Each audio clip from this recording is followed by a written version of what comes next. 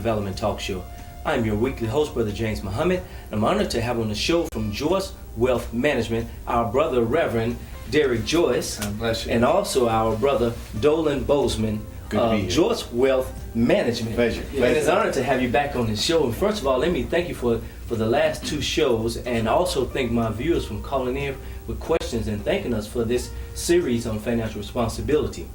Now, for my viewers who are now tuning in and not quite familiar with Joyce Wealth Management, tell us something about yourself and what inspired you to get into the field of finance. Okay, again, Brother Muhammad, it is a pleasure for myself and Mr. Bozeman to be here and to have spoken with you and many of their viewers who have called in, that we've been able to truly help and change their lives. As it relates to financial services, and for myself, I've seen so many of my family members and my friends live broke and die broke. I wanted to make a difference. I am Reverend Derek Joyce. I serve as Associate Minister at Monument of Love Baptist Church here in Memphis, Tennessee. I'm the founding governing board chairman at the Memphis Academy of Health Sciences. It's a public charter school, and we are successfully educating our children. And last, I received my financial services background and training from A.G. Edwards & Sons, a major brokerage firm. But I still saw where a lot of the people that I knew were still hurting and suffering, even if they were making a good and solid living. They didn't know how to make their money work for them. So Brother Dolan and I founded Joyce Wealth Management, and our mission is to equip you, to equip others with the necessary personal and financial skills to be prosperous under all circumstances and conditions, whether it's a Hurricane Katrina, whether gas prices are going up, gas prices are going down. We want to make sure that you have the skills, the tools, the abilities to be prosperous and to leave a legacy. And I've benefited from that because I have two wonderful parents. My mother, Yvonne, my father, the Bishop Robert Earl Joyce, wonderful grandparents who taught me at a young age respect, responsibility, and righteousness. And so because of that, we're here today. We're here for you. We're here for the viewers to help secure your road to a better future, allow you to be able to sleep and rest well at night, knowing that you're reducing your taxes, knowing that we're helping you to eliminate debt, helping to eliminate poverty, helping to eliminate liabilities, and to prepare a better future for you and your family. All right, my brother Dolan Bozeman. Yes. Welcome back to the show. It's a pleasure to be here. And what inspired you to get into the financial business? Well, my story is similar to Derek's in that I was raised in, a structured family, structured environment. Went off to college, went to Jackson State, and I went to Duke, graduated from college and got in the workforce, and then began to observe some of the people in the workforce with me, seniors who were approaching retirement, family members who were close to me approaching retirement, and them not having the types of money they needed to sustain them in that retirement, not having the ability to do some of the things that they wanted to do in retirement.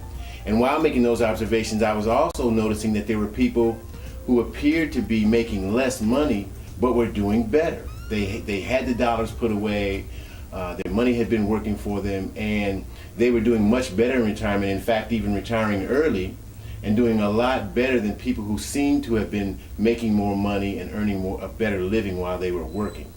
And so I first got into the business around in 1988, I believe.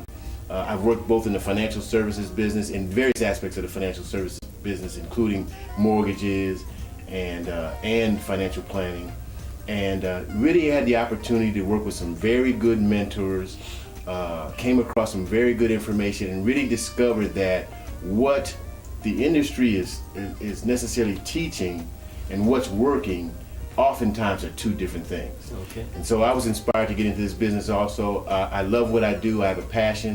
We teach people that anybody can get wealthy over time.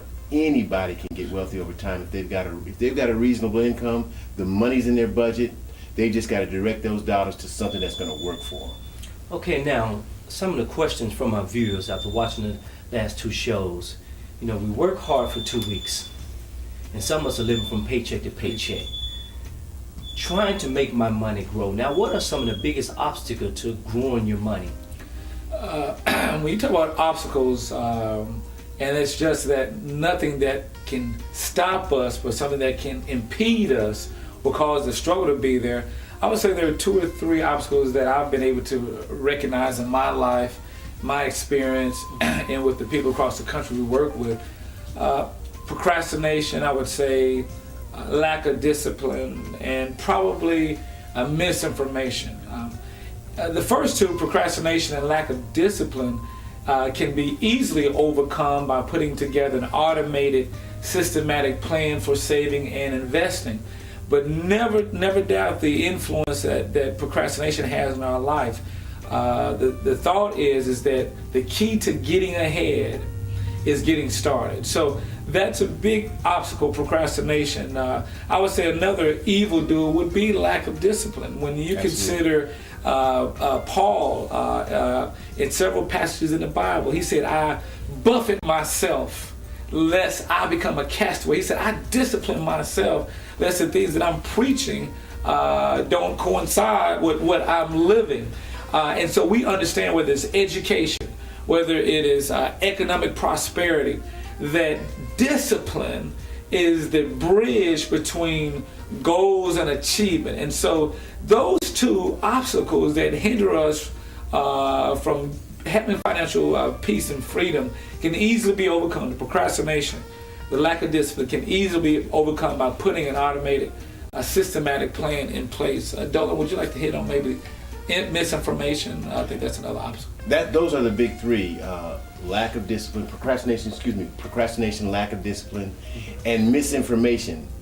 As Derek said, the other 2, the first 2, can be overcome with a systematic plan. In other words, take you out of the equation.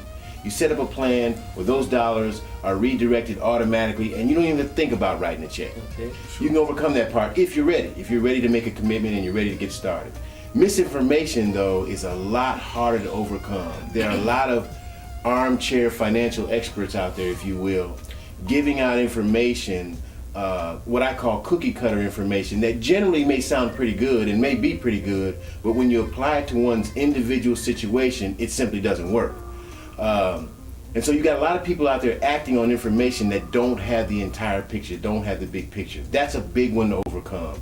And that's what we try to do. We try to educate clients and let them see all of these things, how they work in the real world, how these major eroding factors are going to affect their dollars, so that they can make better choices on what they need to do with their dollars.